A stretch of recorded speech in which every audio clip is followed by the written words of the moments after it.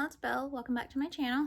Today's video is going to be my October TBR or possibility read since I'm a mood reader. It's a little late, but it's up. So anything from past possibility reads, including like last month, especially because I didn't read all the ones I wanted to, are eligible for me to read. What I'm reading right now, I'm going to continue, A Spoonful of Murder, the 6th book in A Murder Most Unladylike by Robin Stevens. So I'm almost done with this one, and then I'll continue. I'm almost done with the 4th in the Myrtle Hardcastle series, In Myrtle Peril by Elizabeth C. Bunce. And this just came out, and I'm loving it. And Algonquin had sent me that. Little Bee Books had sent me Ghosts Come Rising by Adam Perry, and this comes out October 11th. And I literally just started this one. I'm so excited. And HarperCollins had sent me the Spirit Hunters series, because the 3rd book recently came out, so I'm reading those. So the 1st book, Spirit Hunters by Ellen O. I'm on page 114, really loving it. Almost done with the 3rd book in the Tales of Magic series by Chris Colfer, A Tale of Sorcery. Loving this so much. Reading the Cat Mage Chronicles series by Meryl Urish, Darkness Triumphant. Almost done with this. This is the 3rd book. There's 5 books in the series. Loving them. Then I want to start The Natural Genius of Ants by Betty Cully. She had sent me this. Thank you so much. Oh, and the author had sent me this series too. And then some other books that were sent to me that I want to get to and finish in October. And I've talked about them in book haul, so I'm not going to read synopsis. Just go mention them briefly. The Accidental Stowaway by Judith Eagle. This is out now. The author had sent me that. Thank you so much. The author had also sent me the Area 51 Files, the 1st book in the series, Julie Buxbaum. This is out now. Thank you so much. And then HarperCollins had sent me some books. The Curse on Spectacle Key by Chantal Acevedo. So excited. Where You Got to Be by Carolyn Gertler. And then the 3rd book in the Maya and the Rising Dark series by Raina Barron. This is Maya and the Lord of Shadows. And all these are out now. And I had the first 2 books I had bought myself, so I want to read those. Maya and the Rising Dark and Maya and the Return of Godling. And then recently, Random House Kids, Penguin Random House had sent me Into the Glades by Laura Sebastian. I think this comes out October 27th. If I'm wrong, I'll edit it. I was wrong. It comes out October 25th. I'm so excited. It's a highly anticipated release. Best friends Cordelia and Larkin have always called the Glades a peaceful swamp full of magical creatures home. But when Osiris, Cordelia's father and the leader of the village, dies unexpectedly, a dark curse sweeps over the land. The girls know that the curse must be tied to Osiris's death, and they're determined to break its hold on their home and bring Osiris back to life. Together, Cordelia, Larkin, and their 2 little brothers set off into the wild glades in search of an elusive and enigmatic witch who is rumored to have the power to reverse death. The glades are no longer a familiar and friendly place, though, and danger lurks around every corner. But on their journey, the children discover that the most difficult challenge isn't wild marsh maids or bogalus or dragon gators. It's the grief threatening to consume them. Sounds like an imaginative story with some important messages too, and I'm just so excited. Thank you so much, Random House Kids. Penguin Random House. And then for graphic novels, start with this one was sent to me by HarperCollins, Harper Alley. Wait Till Helen Comes by Mary Downinghan. I'm so excited. This was an anticipated release. Cannot wait. And then Sourceline by Sylvia Drouet. This was not long ago an anticipated release, so I won't read the synopsis again, but the art is beautiful and it just sounds so amazing. And the 2 books in the OK Witch graphic novel series by Emma Steinkoner.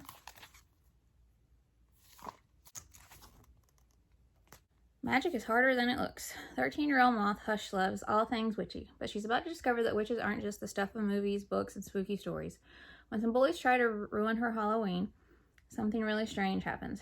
Founded Bluff, Massachusetts has a centuries-old history of witch drama. And surprise, Moth's family is at the center of it all. When Moth's new powers show up, things get totally out of control. She meets a talking cat, falls into an enchanted diary, and unlocks a hidden witch world. Secrets surface from generations past as Moth unravels the complicated legacy at the heart of her town, her family, and herself. And the 2nd book, The OK Witch and the Hungry Shadow. Very excited to finally get to those, hopefully. Since I have the newest book by Judith Eagle and I've read another of her books, The Parafair, I want to read another of her books that I haven't read yet, The Secret Starling. This is so beautiful. Clara Starling lives a life of dull rules, deadly routine, and utterly flavorless meals until the day her uncle disappears, leaving her alone with a wad of cash and the run of their enormous mansion. Clara seizes the chance to live by her own rules, and the surprising arrival of streetwise orphan Peter and his rescue cat only emboldens her in her adult-free plans. But when the pair's wild romps through the halls of Braithwaite Manor reveal a single tattered ballet slipper, they are hurled into a mystery that will lead to London's glittering Royal Opera House and the unraveling of twisted Starling family secrets of poison, passion, and murder. Diabolical villains, plucky orphans, and glamorous ballet slippers populate this absorbing adventure with a classic feel. Sounds amazing. And then Cathedral of Bones by A.G. Stiger. I think this is like upper middle grade because of some violence and stuff in here. The world of Idendale is a curious place. Here magic is used by the very best animists to do wondrous things. These animists can call upon imps, wraths, and all manner of monsters to right wrongs, deliver justice, and accomplish feats no human could achieve. Simon Frost is not one of those animists. In his 2 years of training at the Foundation, all he's managed to do is faint during a mission, stoke the ire of bullies, and take an apprenticeship in the Foundation's mailroom, sorting requests for magic from far and wide. Then a plea arrives from a distant hamlet, preyed upon by an abominable monster, and Simon sees the opportunity to finally prove his worth. But when he arrives in the tiny village, Simon finds not just a monster, but a key to his past and a pathway into an unbelievable future. Kind of quick because I have so many, because it's October. Mine by Delilah S. Dawson. Lily's new house is a real nightmare. Lily Horne is a drama queen. It's helped her rise to stardom in the school play, but it's also landed her in trouble. Her parents warn her that Florida has to be different, a fresh start, no theatrics. But this time, the drama is coming for her. The Horne's new house is awful. The pool is full of slime, the dock is rotten, and the swamp creeps closer every day. But worst of all, the house isn't empty. It's packed full of trash, memories, and Lily begins to fear the ghost of the girl who lived there before her. And whatever is waiting in the shadows wants to come out to play. Hagstorm by Victoria Williamson. The witches are gathering. 12-year-old Rob spends all of his time doing backbreaking work on his family's farm instead of attending school, but when he finds a hagstone in one of the fields, everything changes.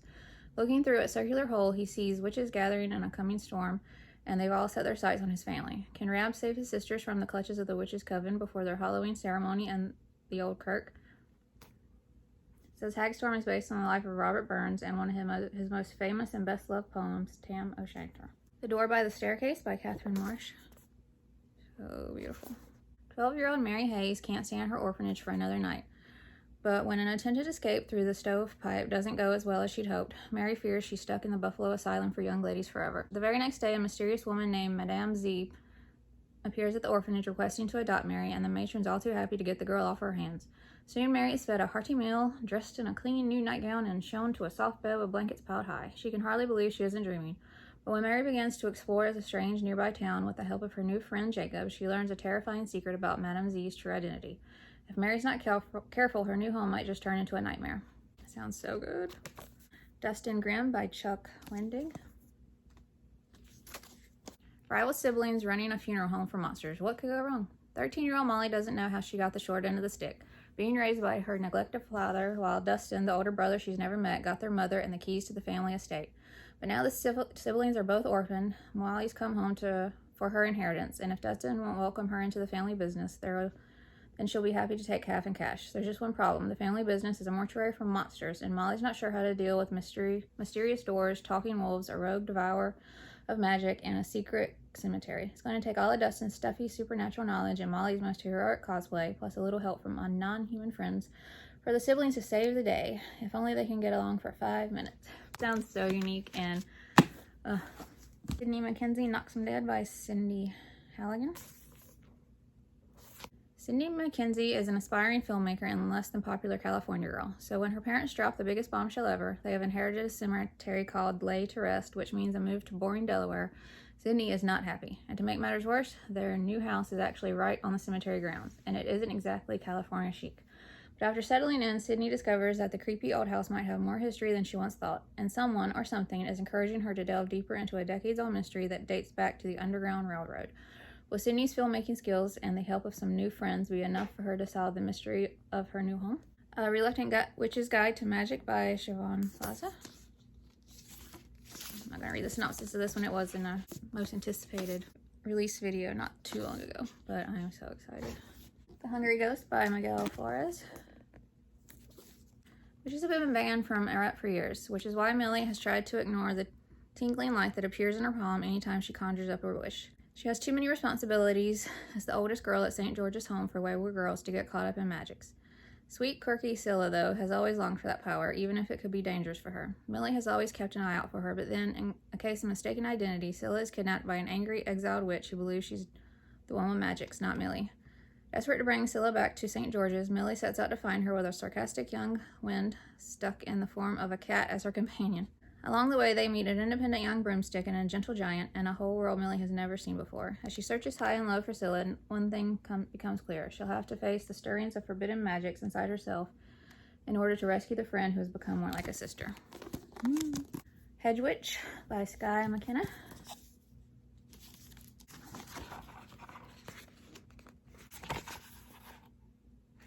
Cassie Morgan has run away. After 7 years spent waiting for her mother to return, she flees her dreary boarding school and sets out to find her. But the world outside her school is full of hidden magic and children have been going missing. With the help of a talking cat and a flying broom, Cassie escapes to the enchanted village of Hedgewich. There she will begin her training in the practical skills of witchcraft with the Hedge Witch, who watches over the hedge, the vast forest that marks the border between England and Fairy.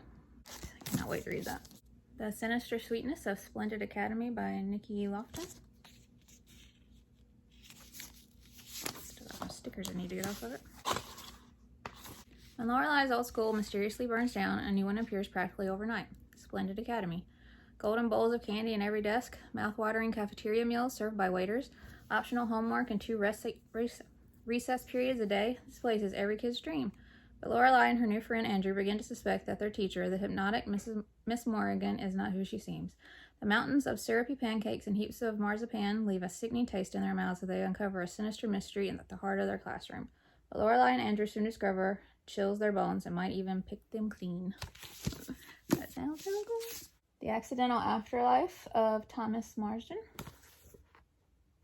Of course, there's a sticker. Grave robbing is a messy business. For Thomas, on what was previously an unremarkable spring night in London, it becomes very spooky business. For lying in an unmarked grave is a boy who, the spitting image of Thomas himself. This is only the first clue that something very strange is happening. Others follow, and Thomas is soon led into a strange world of spiritualists, death, and fairy folk.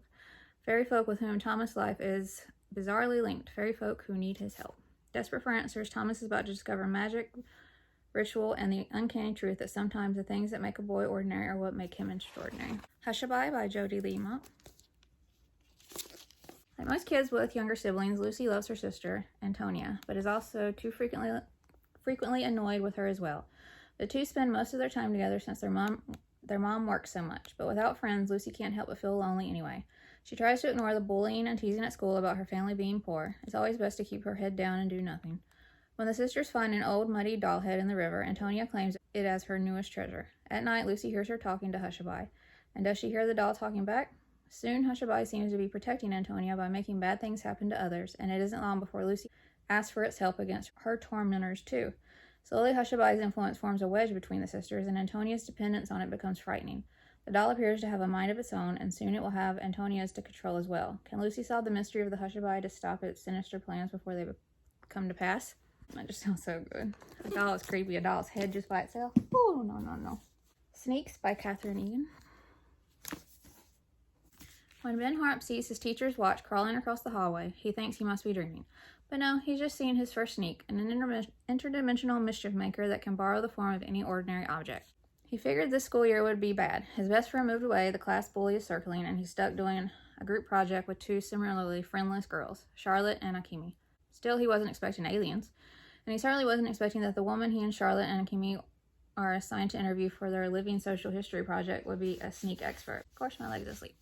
Or that she'd foist an old book on them to keep safe and then disappear. Now Ben, Charlotte, and Akemi are trying to understand a book that seems to contain a coded map while being pursued by violent clothes hangers, fire-spitting squirrels, and more. The sneaks want that book, and they want something else too, to pull a vastly more dangerous creature into the world with them. Can 3 misfit kids decode the book in time to stop an alien takeover? And if they do, will they get an extra credit on their group project? Behind the Canvas by Alexander Vance. So beautiful. There's a world behind the canvas. Past the flat facade and the crackling paint is a realm where art lives, breathes, creates, and destroys. It is a place rich with beauty and inspiration, and where the darkest and most dangerous creations of the human mind roam free. Claudia Maravista loves art but only sees what is on the surface, until the Dutch boy Pim appears in the painting in her room. Pim has been trapped in the world behind the canvas for centuries by our power-hungry witch, and he now believes that Claudia is his only hope for escape. Fueled by the help of an ancient artist and some microwavable magic, Claudia enters the wondrous and terrifying world behind the canvas, intent on destroying the witch's most cherished possession and setting Pim free. But in that world, nothing is quite as it appears on the surface, not even friendship. Greta and the Ghost Hunters by Sam Copeland. It came with Greta Woebegone did not believe in ghosts until the day she almost died, when everything changed. Now Greta can not only see the spirits that haunt her family home, she can talk to them too, from Percy the poo-pushing plague victim to the sinister spook in the cellar. Can Greta save the ghost from being exorcised, a fate worse than undeath? Can the ghost help Greta stop her grandma being put in a home? And can any of them find the courage to face up to the sadness in their past that is holding them back from the future? It sounds so good. I've had forever and really want to read. The Mary Begot by Julie Hearn. Beautiful cover. Carl James Mountford, of course. In a remote West Country village, all is not as it seems. Rumors of mad magic and witchcraft are spreading. The piskies are whispering in the orchard, and an ill wind is blowing. The fingers of blame are all pointing to Nell, the cunning woman's granddaughter. With the witch finder general on his way, Nell is alone, trapped, and in fear for her life. Who can she trust, and who will save her? I think it's more like upper middle grade, and I'm so excited. And Moondial by Helen Cresswell. I read this so bad, I've had it for quite a while.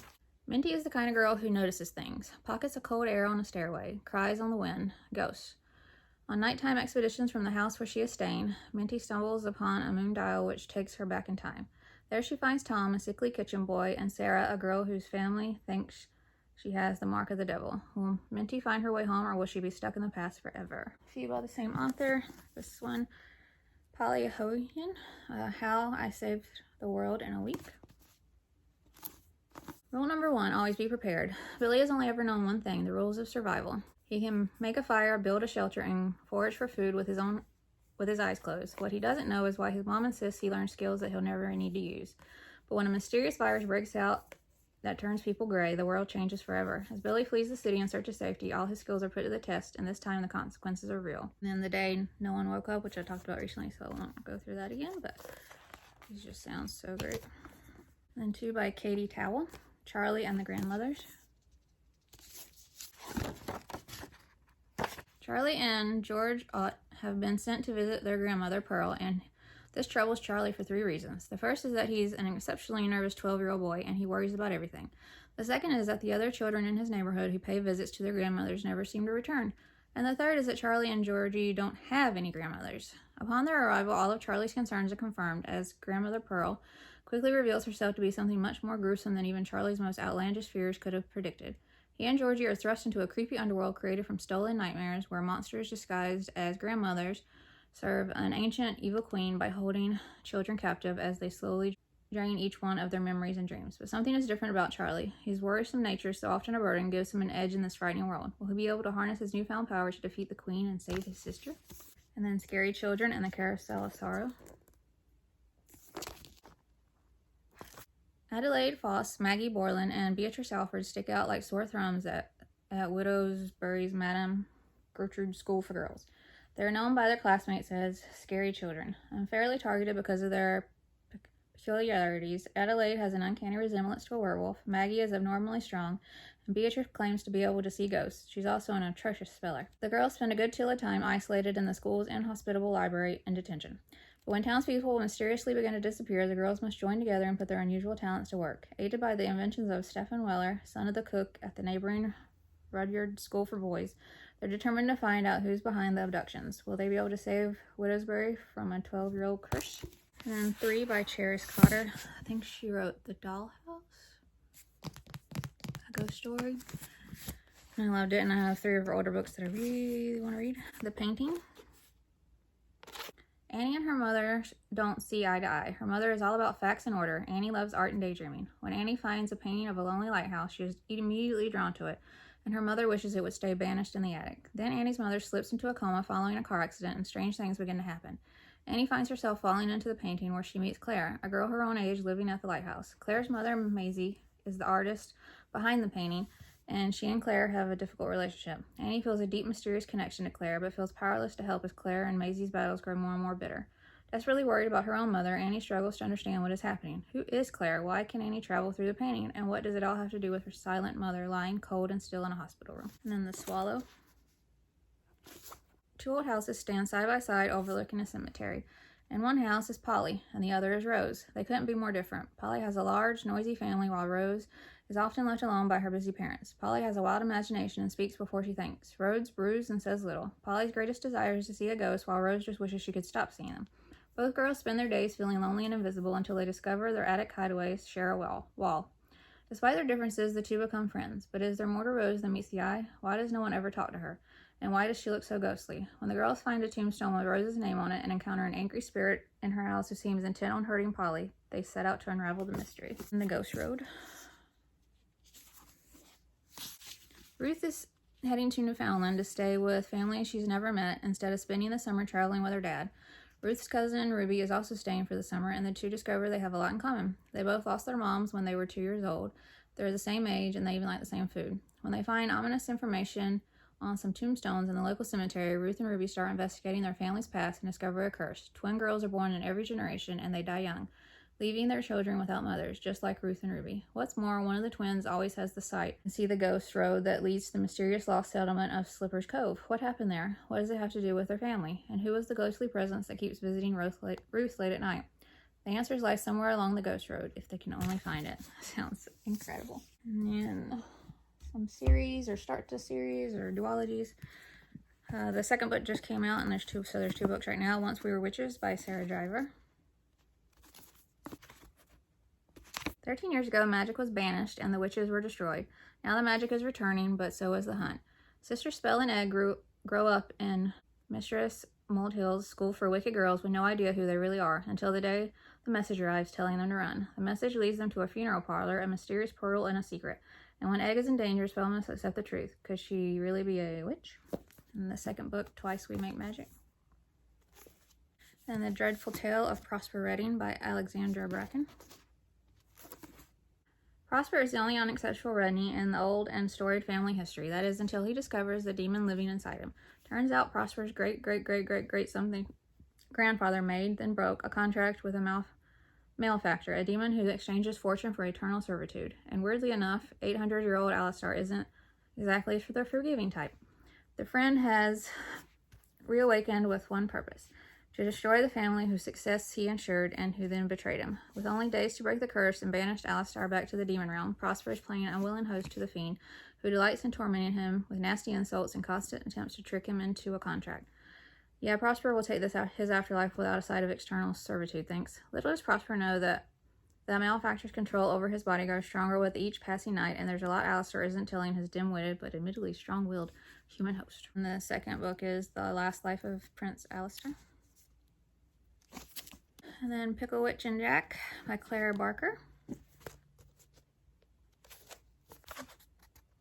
The dreadful strangers moved in on a wild and windy Thursday. Fudge nuts, cursed Pickle Witch, adjusting her cracked binoculars. This won't do at all. I bet they haven't even bought me a cake. Pickle Witch lives in a tree at the bottom of the garden. She has a nose for naughtiness, a mind for mischief, and a weakness for cake. And unluckily for brain box and all-around goody two-shoes Jack, who's just moved in, she's about to choose him as her new best friend. Jack is in for a whole lot of trouble. Pickle Witch Jack and Sea Wizard's Secret. And Pickle Witch Jack and the Cuckoo Cousin. And then Embassy for the Dead by Will Mabbitt. When Jake opens a strange box containing a severed finger, he accidentally summons a Grim Reaper to drag him to the eternal void. Yep, it's as fatal as it sounds. And now he's running for his life. But luckily, Jake isn't alone. He can see and speak to ghosts. Jake and his deadly gang, Stiff Key the Undertaker, Hockey Stick Wielding Cora, and Zorro the Ghost Fox, have one mission: find the Embassy of the Dead and seek protection. But the Embassy has troubles of its own and may not be the safe haven Jake is hoping for. And Hangman's Crossing. Destiny Calling. The rest of these were in most anticipated release videos and book hauls, so I'm not going to read the synopsis, but The Black Slide by J.W. Ocker.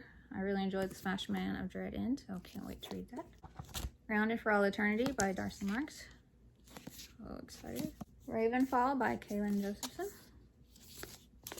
Double O Stephen and the Ghostly Realm by Angela On. The Poltergeist Problem by Betsy Urig. The Whisperling by Haley Hoskins. The Gingerbread Witch by Alexandra Overy. Clackety by Laura Stump. And The Double Trouble Society by Carrie Hope Fletcher. And there's one more that I'm wanting to read, it's like one I'm remembering that I want to read, and I have looked everywhere and I can't find it. But I have it, but I just have so many, my eyes must be glazing over it. So while I'm editing this, if I found it, I'll edit it in here. I found it. The Ghost of Spruce Point by Nancy Tandon. I think the author said the cover glows in the dark, so that's so cool. This wasn't long ago on a book haul and an anticipated release video, but I really want to read that. You can see there's a spooky theme with some witchiness, and so I will never get to all these, but these are the ones I do want to read, plus any that I haven't gotten to mention before. Today's shirt is a Wednesday Addams type vibe. I hope you enjoyed the video. Have you read any of these? Did you enjoy them? Did you not? Are there any that you want to read that you saw? Let me know in the comments. And if you would like to subscribe, I would love that if you'd like to. And I will see you in my next video. Bye.